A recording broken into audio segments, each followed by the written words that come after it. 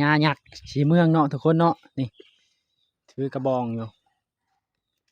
ถือกระบองหมกใจหนึ่งทุกคนแต่ย่านแห้งก็หมกเผาแต่น้ำหอมครับพอกลางคืนเขาจะเปิดไฟได้นี่มีหยับอยู่นี่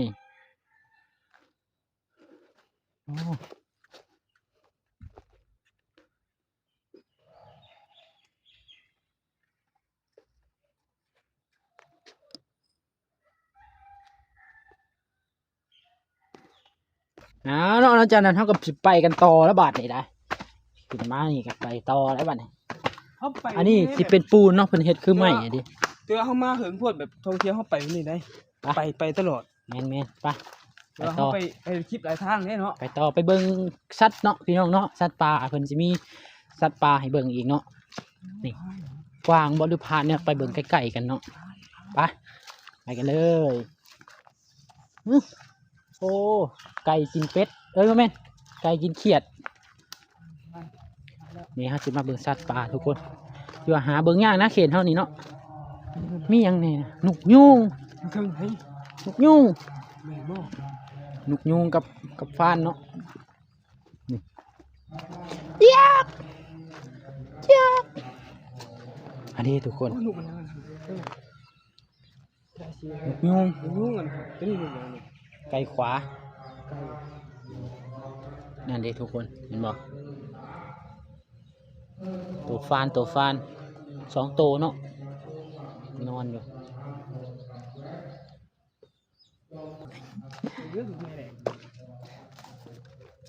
นี่จะเป็นฤาษีเนาะทุกคนเนาะ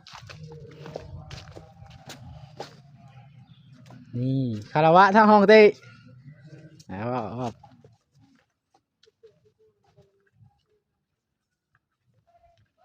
อันนี้เป็นกล้อง Android เนาะทุกคนมันจะบอกโฟกัสไปเนี่ย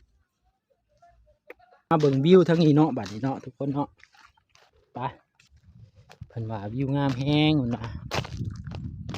มาขึ้นเบิ่งทั้งนี้เนาะไปมา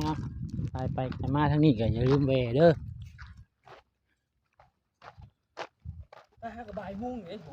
แม่นนี่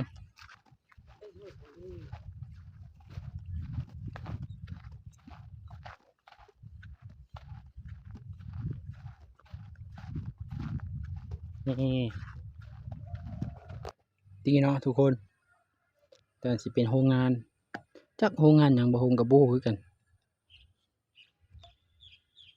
มีหนองปลามีฝือมีอย่างธรรมชาติหลายๆอย่างเนาะ